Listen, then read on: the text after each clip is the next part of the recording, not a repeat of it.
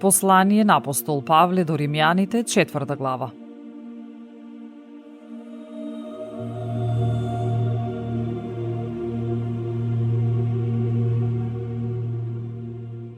А што би можеле да кажеме дека добил нашиот татко по тело Авраам?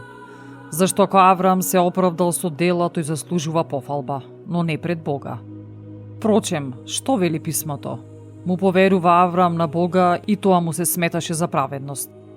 На оној што работи, платата му следува не по милост, туку по долг. Напротив, оној кој не работи, а верува во оној кој го оправдува безбожникот, верата му се смета за праведност.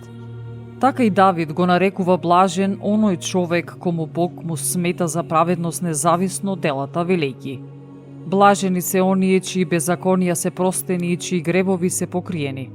Блажен е оној човек кому Бог нема да му смета за грев. А дали ова блаженство се однесува само за обрезаните или за необрезаните? Бидејќи велиме дека на Аврам верата му се сметаше за праведност. Кога му се сметаше? По обрезанието или пред обрезанието? Не по обрезанието, туку пред обрезанието.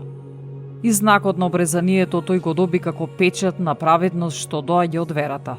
Кога ја имаше пред обрезанието, за да биде татко на сите необрезани што веруваат, та и ним тоа да им се смета за праведност. И да им биде татко на обрезаните, но не на оние кои обрезанието сами го примиле, туку кои врват и по стапките на верата од нашиот татко Аврам пред обрезанието. Впрочем, ветувањето кон Аврам или кон семето негово дека ќе биде наследник на светот беше дадено не преку законот, туку преку праведноста на верата. Зашто ако можат да бидат наследници само оние што имаат закон, тогаш и верата нема никакво значење и ветувањето е поништено. Зашто законот породува гнев, каде што пак нема закон, нема ни престап. Затоа, тоа е од верата, за да биде по милост, та и ветувањето да биде заздравено не само по законот, туку и по верата, за сите потомци Авраамови, кои ни е татко на сите нас. Според напишаното, те поставив да бидеш татко на многу народи, пред Бога, кому тој му поверува, кој ги оживува мртвите и го повикува да суштествува, она што не суштествува.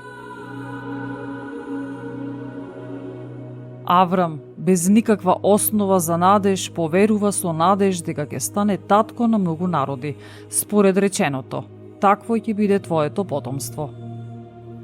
И откако не ослабна верата негова, тој не помисли дека телото негово е веќе безживотно. Зашто беше речиси 100 годишен и дека утробата Сарина е речиси веќе безживотна. И во ветувањето Божио не се посомнева со неверие, туку остана со цврста вера и го прослави Бога.